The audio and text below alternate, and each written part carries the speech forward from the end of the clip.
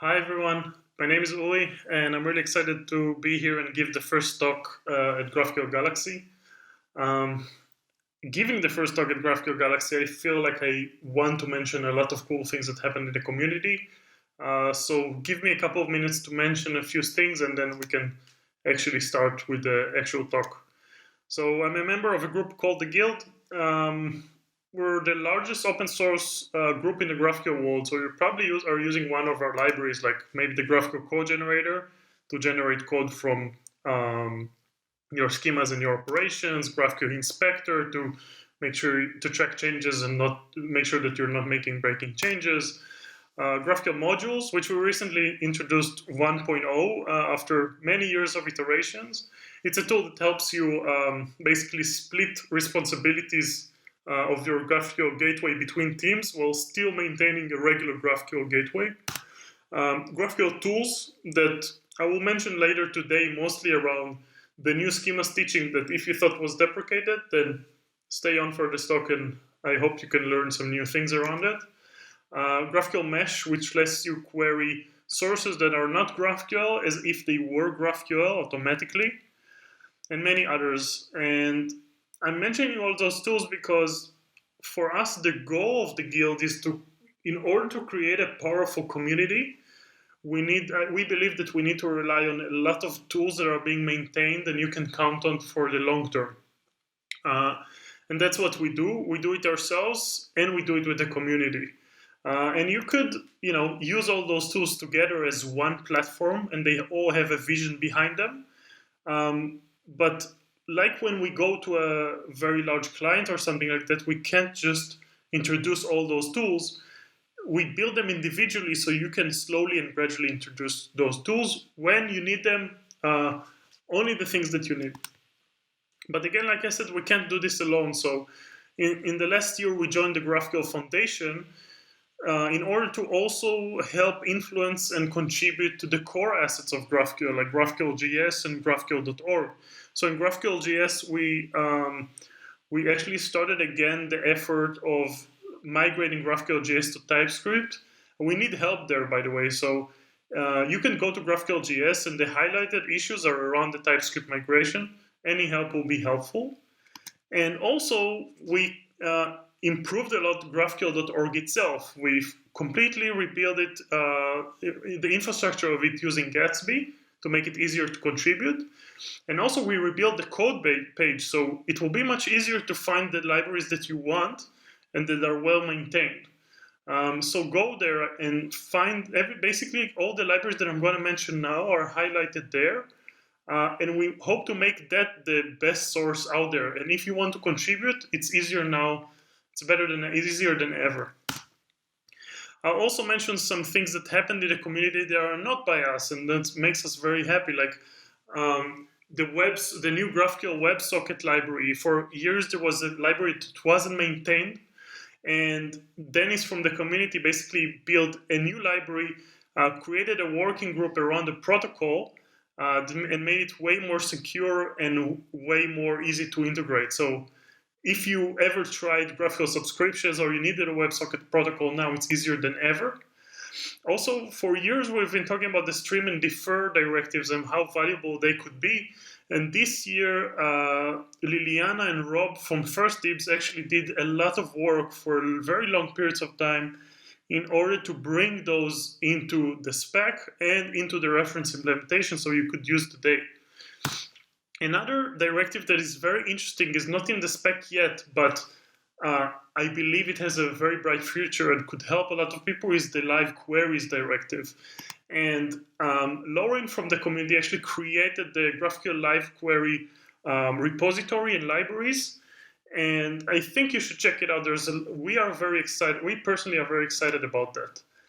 And another thing that I think is not a big secret is that a lot of the popular libraries in the community aren't well maintained and aren't updated. And so even if we have all those new libraries, it's hard for you to integrate all those into your server.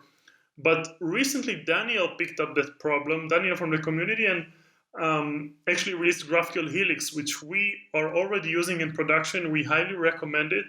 It's a very light GraphQL framework. You can use it with any other framework like Express or Festify or anything else, and you can use all the new features from GraphQL. So we highly recommend that. And of course, there's the big work that Ricky has been doing on graphical and their graphical language services. And there's a lot of very exciting things that we rely on there with our own tools. So a lot has happened, and we are very excited about that. But the most interesting thing is most of that work is being done by individuals. And we want to support other individuals as well that are doing that work. So if you need help, if you have ideas, if you want to contribute, we believe that now is easier than ever. And if you find any obstacle, let us know, and I hope we could help you with that. So now let's start with the actual talk.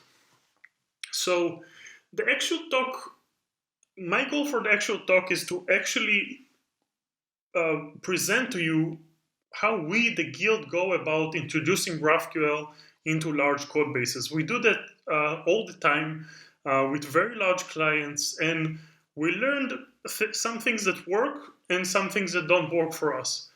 So I hope that I can share with you those lessons, share with you the toolings that we use so you could use them yourself, and hopefully it will help you. And hopefully maybe you can learn also from us what not to do.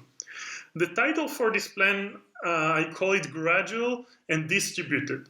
And I hope you think about that title whenever you want to use our toolings or throughout that talk. So GraphQL is great. I'm not going to talk about why here, but let's go into the basics to see where it could actually help us. So GraphQL can help us describe the data and the connection between it, and then we can query it. So in this example, a client can query a server or multiple services. Then the GraphQL engine will actually help orchestrate all those different calls.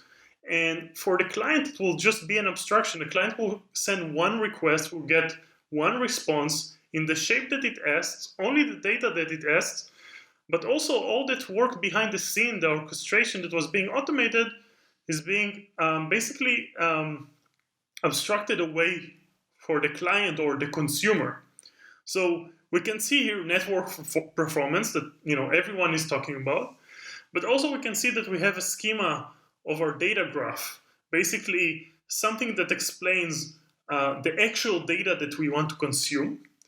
We also can see from that schema the relations and the connections for the product in an explicit way, and also we get orchestration and automation. So the question is, where should we start using it? And when we go about answering that question, we ask ourselves, where is that logic sits today? Because that will maybe be the easiest place to start, because instead of introducing a new architecture, hopefully we can maybe just automating stuff that are just being done manually today.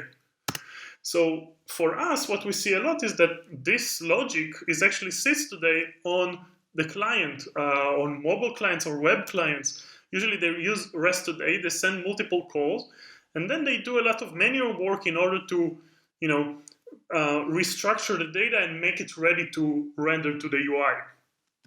So when we start integrating GraphQL into services, into companies, usually what we do is, or many times what we do is actually introducing GraphQL on the client, and you'll be surprised how popular that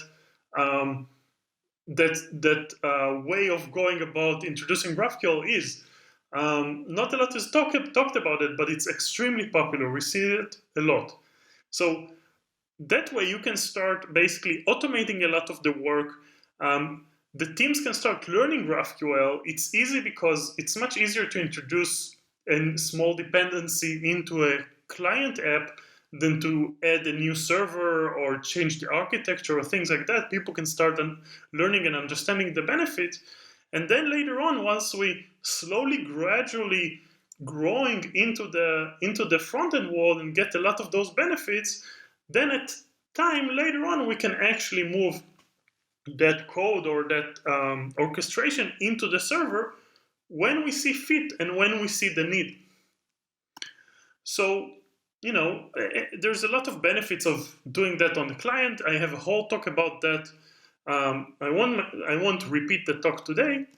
But then once we introduce GraphQL between the client and the GraphQL engine, what about the data sources? I mean, we're still querying the same data sources as before. And in our resolvers, for example, we still call the same REST endpoints that we used before. So what we thought is, how could we start integrating those benefits from GraphQL also into the backend services for them to understand what they're being queried by, to get a schema, to get, again, instead of just sending a REST call, maybe send a GraphQL query. So many times people actually start converting the existing services or the old services that they had into GraphQL, which in some cases makes sense, but in most companies, it's not feasible. Those teams have enough work already, or maybe those sources are even not maintained by us or by our teams, and it's going to take years to do that. So what we try to do is to think, well, those sources are still there, they're working. Maybe they have schemas like gRPC or OpenAPI and Swagger schemas. Maybe they don't have any schema, but I can look at the existing responses and maybe generate JSON schemas out of them. So if we have all that information, why can't we just take that information and automatically convert those into GraphQL schemas? And that's GraphQL Mesh that hopefully a lot of you already heard about. And again, the idea is to take the information that we have of existing sources and generate and automatically convert this information into GraphQL. So GraphQL Mesh has many handlers. You can convert OpenAPI and Swagger, gRPC, SOAP, SQL, and even OData, and many others. And that way you can actually start querying GraphQL into those sources without them even knowing what GraphQL is. So you get the benefits instantly, makes the adoption much easierly. People can start consuming GraphQL even though the sources are not that. Now, so that's GraphQL Mesh. And so once we started doing that, the next phase of that is actually, we have multiple sources. Some of them are not GraphQL converted into GraphQL. Some of them are actually GraphQL. But because GraphQL is based on a data graph, we can actually maybe take all those different sources now and merge them into one GraphQL source. So how do we do that in the community today? Taking multiple GraphQL data sources and merge them into one, like here. And in this case with GraphQL Mesh, again, it can be any sources. It can be GraphQL or not GraphQL. So what's the solution in the community for today for that? Apollo Federation. So Apollo Federation is a very interesting technique to help you take multiple GraphQL sources and merge them together. It has a lot of benefits. It also means there's a lot of toolings and there's specific things you need to use in order to leverage Apollo Federation. But the thing is, with GraphQL Mesh, we chose not to use specifically GraphQL Federation. We chose the ability to give you the choice. You can use Apollo Federation, but you can also use schema stitching. Now, I want to talk a bit about schema stitching for a second, because for many years, people thought that schema stitching was deprecated. What happened with schema stitching actually is that Apollo chose to move into Apollo Federation and not invest more time in schema stitching. But for us, working with a lot of clients that use schema stitching, we saw that in many use cases, Apollo Federation didn't completely replace schema stitching. So what we've done is we took over GraphQL tools from Apollo and basically kept maintaining it and kept improving it. And today I want to show you that GraphQL schema stitching today is not only an alternative to Apollo Federation, but in many cases it's even better. So with GraphQL Mesh, by the way, again, we don't choose for you. You can choose between Apollo Federation and schema stitching. So what you see here is, it looks like maybe like Apollo Federation, but that's actually schema stitching. That's a way to take, I want you to look at basically this is a specific service that uses the gateway is actually a schema stitching gateway that takes that source and merges with other sources. The interesting thing about that code, I'm not going to dive too deep into that because I don't have too much time, but this is the most interesting part. This source is just GraphQL. I can use that with GraphQL Express, GraphQL Helix, Apollo Server, any source that I want. And that means that all the new stuff that I mentioned in the beginning of the talk, all the new things that are now people could use with GraphQL, you could use with schema stitching. So it's simply GraphQL. You don't have to buy in to a separate ecosystem. You don't have to buy into a whole list of products. Like I said at the beginning of the talk, gradually and distributed. You could use GraphQL merging and remote sources without a complete buying into a specific product. And in order to dive deeper into that, I won't do that today, unfortunately, because I have more things to mention. But I think you should really check out this repository by Greg, Schema Stitching Demos. What's happening there is that there you can actually see demos of the latest schema stitching. First of all, side by side with some demos from Apollo Federation to compare. Secondly, you can see things there like how to use subscriptions with schema stitching, and also how to live reload specific services into your gateway if they release a new version, and how you can leave the gateway and live reload other things into it. So it's very, very interesting, and we keep, like all of our other tools, we're slowly and gradually keeping improving it, and we want your feedback as well. Now, like I said, gradually and distributedly. Now, once we have all the things that I just mentioned, meaning we can take different sources, GraphQL or not, convert them into GraphQL, then merge them together using Apollo Federation or schema stitching, now we have this central place that we can query and with one graph, right? But the thing is, we also care about distributed.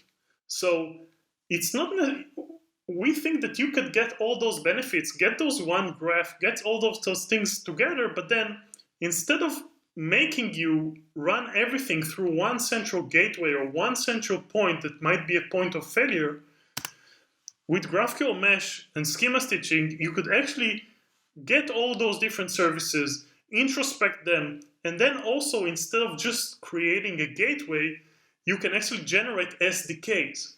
So now each service can query directly all those different services. That's why it's called GraphQL Mesh, because it can be a mesh of services, and those SDKs could sit on your data processing layer, or data processing service, on your gateway, and even on the client. So you could get this one graph experience, but you don't have to run all of those through a central place. Now, and you know, just to give you an example of how we use it sometimes, taking all that power, but using it in a very simple use case to start with, you have today resolvers. You already wrote a regular GraphQL server, you have resolvers. Hopefully, if you're using TypeScript, you generated the inputs and the outputs of those resolvers using GraphQL Code Generator. But then when you call the remote services, it's not typed. You call the same old REST endpoint. You don't have types and you can't query that. But if we take all that power that I just mentioned, but generate it into a simple SDK, we can get all those types and actually get a powerful SDK that can query all the services in our ecosystem. And that's actually the most popular use case that we see today for GraphQL Mesh. It can be a very powerful gateway, but it can also be just a much better data source for you. So you can just integrate it today into your existing GraphQL services. So that's the beauty and the power of having something that has all the knowledge, all the power of everything I mentioned, but can just be compiled into an SDK. Now, in order to have that SDK, we need to somewhere, but still have it being distributed, where would we save all those information, all the schemas from all those different sources? That's the problem that is missing here. And so we want a distributed GraphQL, but we also want that one graph information. How do we do that?